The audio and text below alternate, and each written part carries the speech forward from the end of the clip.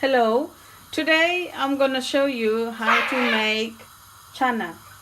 Uh, how to get chana. For that you will need some lemon.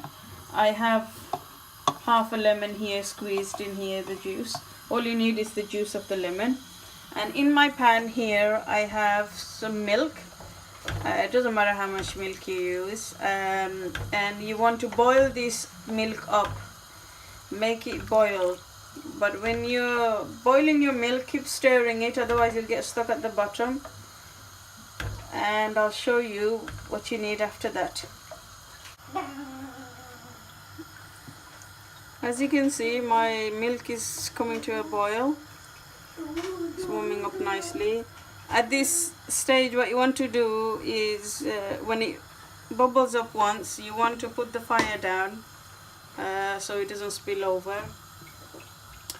And what you will need is something like this, just to sieve your lemon juice. Although I'm using a lemon squeezer, sometimes you get bits which you don't want in there, because it will make it, if it stays in there, it won't work. Your chana won't be made when you're trying to make something like mishti or something, or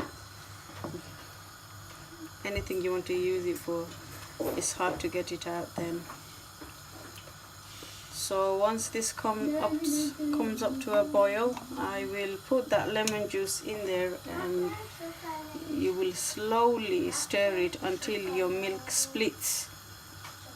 You can make this with either powder milk or fresh milk. I've used the full fat fresh milk,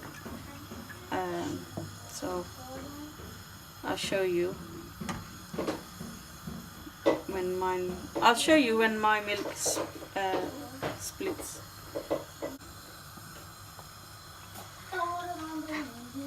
When you are warming your milk, you have to stir it, otherwise it'll get stuck at the bottom and your milk will burn, and it'll have that burn smell in it.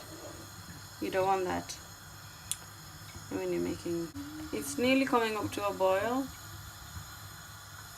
as you can see. Look at that. So my milk is rising. I'm going to put the flame down now. It's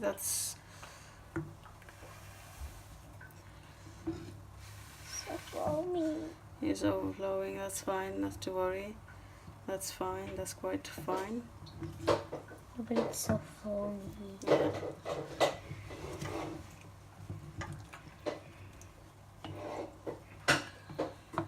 So after your milk thoroughly warms up, what you need to do is put your lemon juice in. You can add it a bit at a time and see how much you need. I just chill that over, which you don't want to do when you're sieving.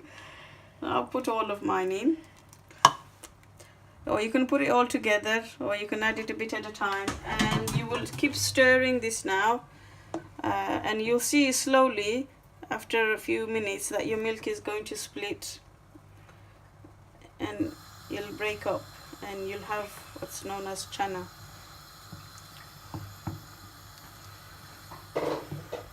Can you see? Mine is already breaking up, and the water will go clear once all the milk has formed into chana. But keep stirring it.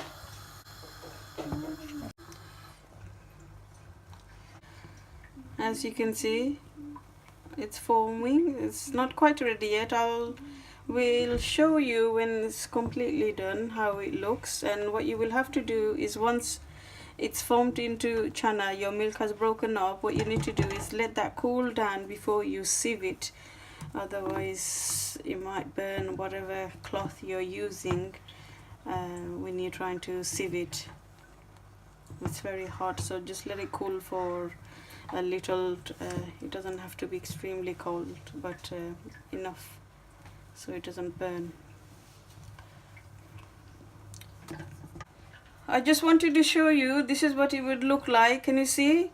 Can you zoom it in, mommy, so they can see the water? Well, you can see the water when you watch it.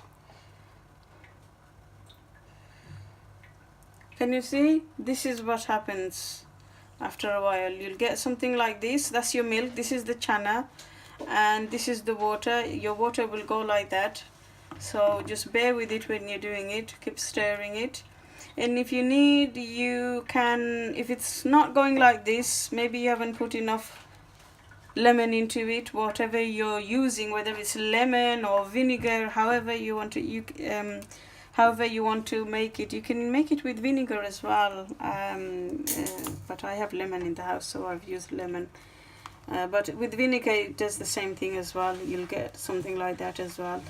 And what you want to do is, now this is made, you want to leave that for 5-10 minutes. Just let it cool off before you sieve it. And to sieve it, you would need obviously something like this, so the water will go through and you'll have the chana. And I'm just using the bowl underneath. And you'll need a cloth like this, something like this, like that, see-through. So you, but it's quite strong, something with very tiny holes. Can you see? Yeah. Okay. And you would put that over your colander like that, and you will drain your chana into there. Okay, I'll show you when I'm doing it, how to do it. So here I have in the sink, I have my colander and my cloth, and to this now I will drain my chana. When you're draining it, move it away from your eyes, and you just pour all of that in there.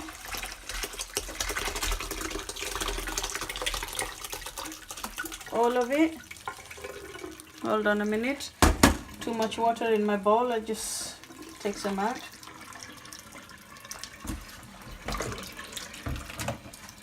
I just get the rest of them in there now.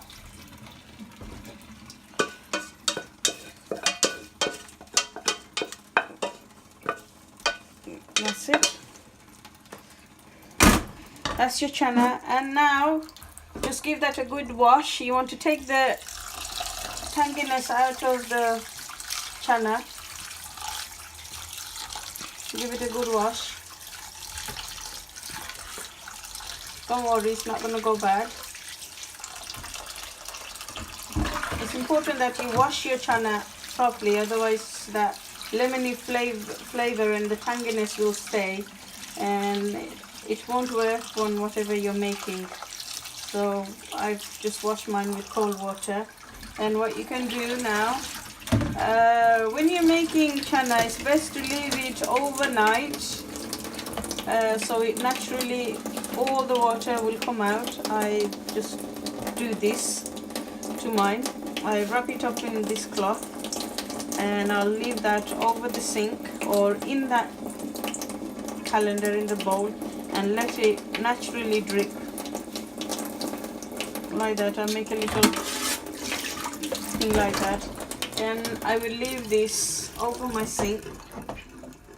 I'm just showing you guys. I'll just tie that up now, and I'll leave it like that over my sink for the whole night. But you have to make sure that all the water comes out. You can't have any water in it at all, so make sure if you're making it, you squeeze all the water out if you're going to do it straight away, or you leave it overnight, or at least it needs to be left like that for at least 2-3 hours, and then give it a good squeeze, look, and all the water will come out.